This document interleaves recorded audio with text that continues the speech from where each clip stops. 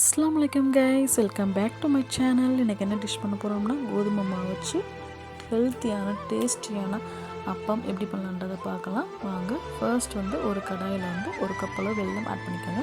அரை கப் அளவு தண்ணி ஆட் பண்ணி நல்லா வெள்ளத்தை காய்ச்சி இது மாதிரி எடுத்துக்கோங்க. அப்புறம் ஒரு பவுலில் ஒரு கப் அளவு கோதுமை மாவு, ஒரு டீஸ்பூன் அளவு சால்ட், ஒரு டீஸ்பூன் அளவு சோடா உப்பு, 4 ஏலக்காய் அதை பிச்சு போட்டு இந்த மாதிரி காய்ச்சி வச்சுக்க வெள்ளத்தையும் ஆட் பண்ணி மிக்ஸ் பண்ணிக்கோங்க. இந்த மாதிரி நல்லா மிக்ஸ் பண்ணிக்கிட்டு ஒரு கடாய் அடுப்பில் வச்சு எண்ணெய் காய்ச்சி விட்டுருக்கட்டும். அப்புறம் அரை டீஸ்பூன் அளவு நெய்யும் அதில் ஆட் பண்ணி அதையும் மிக்ஸ் பண்ணிக்கோங்க. ரொம்ப மாவு கெட்டியாக தெரிஞ்சால் கொஞ்சம் தண்ணி ஆட் பண்ணிக்கோங்க. தண்ணியாக போனால் கொஞ்சம் மாவும் ஆட் பண்ணிக்கலாம், பிரச்சனை கிடையாது. இது அளவு எதுவும் கிடையாது.